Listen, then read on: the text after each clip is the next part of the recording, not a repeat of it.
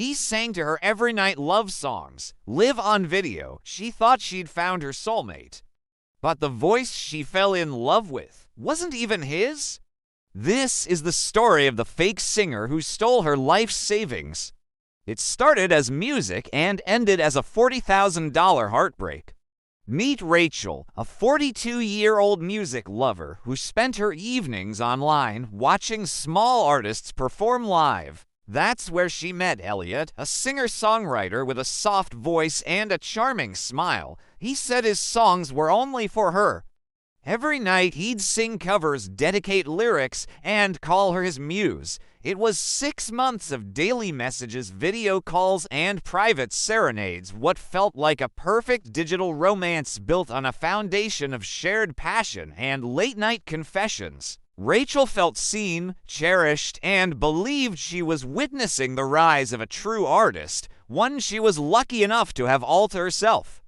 Elliot said he was working on an album. He painted a beautiful picture of their future, dreaming of taking her to his studio one day to finally meet in person. He made her feel like a crucial part of his artistic journey, but then came the twist. Suddenly, the music stopped and the messages turned desperate. He said his studio was shutting down, claiming the owner had sold the building without warning.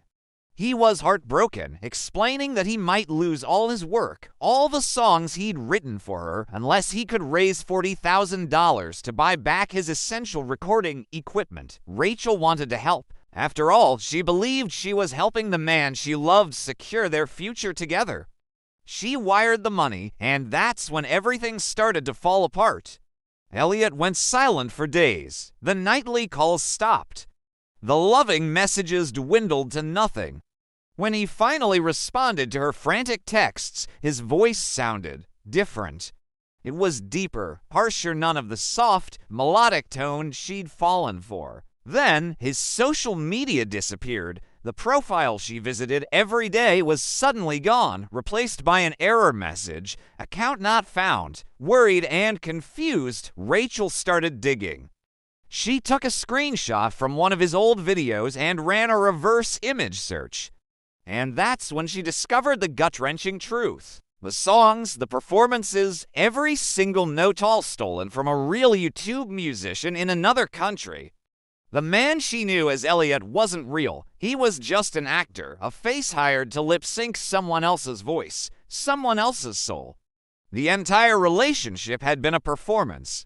Rachel reported everything to the police and the bank, but the trail was cold. The Elliot account was linked to disposable emails and fake IDIS, a ghost in the machine designed to vanish, the actor in the videos.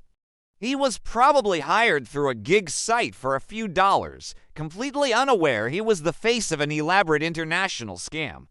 Her $40,000 was gone, vanished into the digital ether. But what hurt most wasn't the money, it was the sheer scale of the betrayal.